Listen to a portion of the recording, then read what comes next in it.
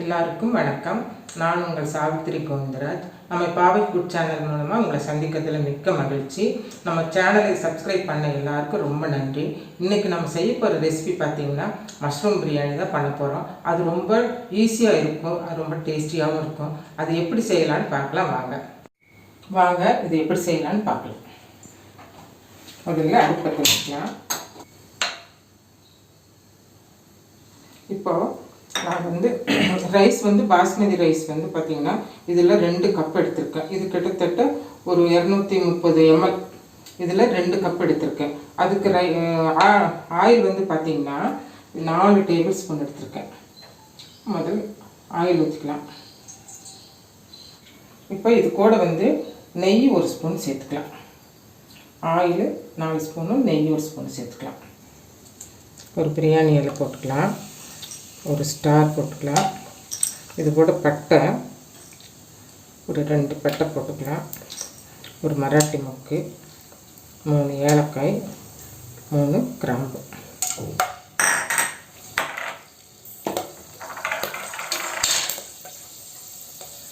இப்போ நம்ம இது கூட ஆனியன் போட்டுக்கலாம். ஆனியன் பார்த்திங்கன்னா ஒரு 200 கிராம் ஆனியன் எடுத்துருக்கேன்.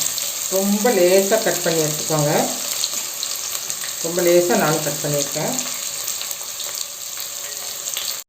இப்போ இந்த வெங்காயம் நல்ல கோல்டன் ப்ரௌன் கலர் வர்ற வரைக்கும் நம்ம வதக்கணும். இப்போ கோல்டன் ப்ரௌன் கலருக்கு மாறிட்டு வருது. இன்னும் கொஞ்சம் நேரம் இருக்கட்டும். இன்னும் கொஞ்சம் எல்லாமே ப்ரௌன் கலர் ஆனதும் நம்ம இது கூட இஞ்சி பூண்டு பேஸ்ட்டு ஆட் பண்ணிக்கலாம். இப்போ வெங்காயம் நல்லா கோல்டன் கலர் வந்துடுச்சு. இப்போ இது கூட இஞ்சி பூண்டு பேஸ்ட்டு இது ஒரு 4 ஸ்பூன் எடுத்திருக்கேன். பூண்டு பேஸ்ட் போட்டு அந்த இஞ்சி பூண்டோட வாசம் ஸ்மெல்லு போகிற வரைக்கும் வதக்கலாம். வதக்கிட்டு இப்போ இது கூட நாம் தக்காளி சேர்த்துக்கலாம். தக்காளி நான் இதுவும் ஒரு 200 கிராம்ஸ் எடுத்திருக்கேன். அதை இது கூட சேர்த்துக்கலாம். வதங்கிறதுக்கு கொஞ்சம் உப்பு சேர்த்துக்கலாம். உப்பு சேர்த்துட்டு இதில் தயிர் ஒரு 100 ml தயிர் சேர்த்துக்கலாம்.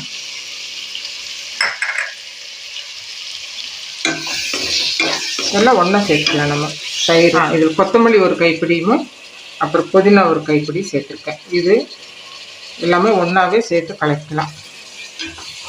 இது கொஞ்சம் முதலே தக்காளி போடுறதுக்கு முன்னாடி போட்டுக்கணும். நான் மறந்துட்டேன். தக்காளி போடுறதுக்கு முன்னாடி புதினாவும் கொத்தமல்லியும் போட்டு வதக்கிட்டு அப்புறம் நம்ம தக்காளி போடணும். அதுக்கப்புறம் தயிர் ஊற்றிருக்கிறோம். இப்போ red chilli powder 1 table spoon போட்டிருக்கேன். அப்புறம் கொத்தமல்லி தூள் 1/2 டேபிள் ஸ்பூன் போட்டிருக்கேன்.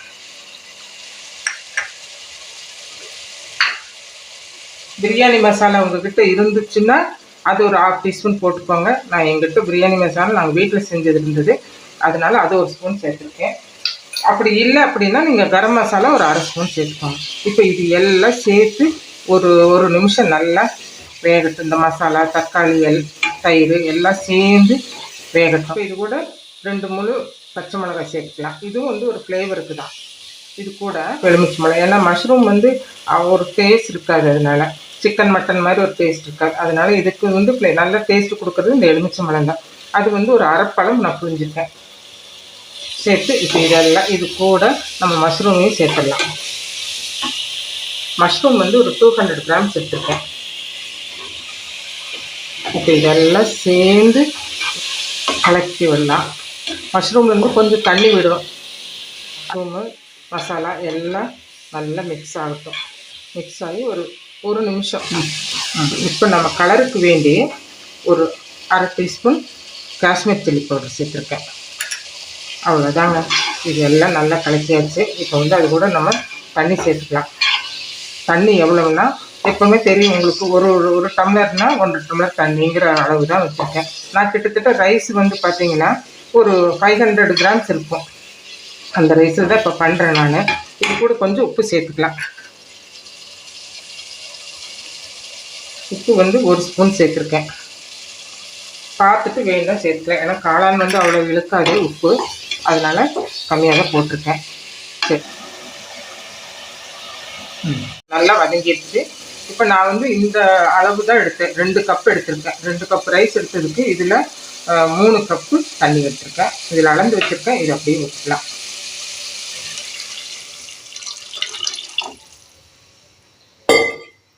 ஊற்றிட்டு நல்லா கலந்து விட்டுட்டு தண்ணி கொதிக்கிற வரைக்கும் நம்ம வெயிட் பண்ணலாம். தண்ணி கொதிக்கட்டும், அப்புறம் நம்ம ரைஸ் போட்டுக்கலாம். இப்போ தண்ணி நல்லா கொதிச்சிருச்சு. இப்போ வந்து இது கூட நம்ம ரைஸ் ஆட் பண்ணிக்கலாம். இப்போ இந்த பாஸ்மதி ரைஸ் பார்த்திங்கன்னா 2 கப் பாஸ்மதி ரைஸு ஒரு 2-3 வாட்டி நல்லா கழுகிட்டு நல்ல தண்ணியில் ஊற வச்சுருந்தேன். ஒரு 15 நிமிஷம் ஊற வச்சுருந்தேன். ஊறிடுச்சு. அப்புறம் தண்ணி வடிகட்டி ஒரு ரைஸ் எடுத்து வச்சுருக்கேன். இப்போ இது தண்ணி கொதிச்சிருச்சு இல்லையா? இப்போ இந்த ரைஸ் நம்ம இது கூட ஆட் பண்ணிக்கலாம்.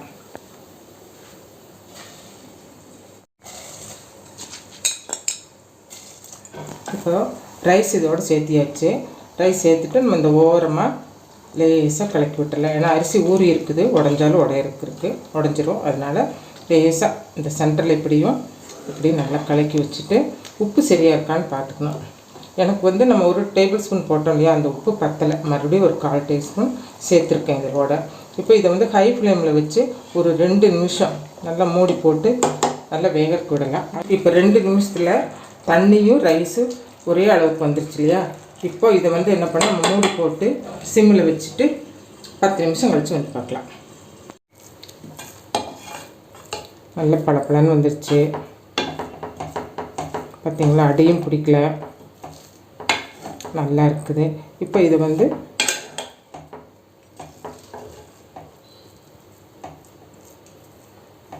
மாற்றிக்கலாம். மஷ்ரூம் பிரியாணி ரெடி ஆகிடுச்சு. நான் சொன்ன அளவுகளோடு செஞ்சு பாருங்கள், ரொம்ப நல்லாயிருக்கும். ஆனால் எல்லா ரைஸும் ஒரு சில ரைஸ் 10 நிமிஷத்துலேயே ஸ்லோ பண்ணி 10 நிமிஷத்தில் ரெடி ஆயிரும். ஆனால் இந்த ரைஸ் வந்து நாங்கள் ஒரு 15 நிமிஷம் விட்டுருக்குறோம். ரொம்ப ட்ரையான ரைஸ். உங்கள் பாஸ்மதி ரைஸ் எப்படி வேகுதுன்னு பார்த்துட்டு 10 நிமிஷம்னா 10 நிமிஷம், இல்லைன்னா கூட ஒரு 2-3 நிமிஷம் விடுங்க, கரெக்டாக வரும். இந்த பிரியாணி வந்து ரொம்ப ஈஸியும் கூட. குழந்தைகளுக்கு கூட லஞ்ச் பாக்ஸுக்கு செய்து கொடுக்கலாம். நீங்களும் வீட்டில் சமைச்சு செஞ்சு பாருங்கள். உங்களுக்கு இது பிடிச்சிருந்துச்சின்னா நான் சொல்கிற மாதிரி தான் ஒரு லைக் பண்ணுங்கள், உங்கள் ஃப்ரெண்ட்ஸு ரிலேட்டிவ்ஸ்க்கெல்லாம் ஷேர் பண்ணுங்கள். அடுத்த ஒரு புது வீடியோவில் உங்களை சந்திக்கலாம். நன்றி, வணக்கம்.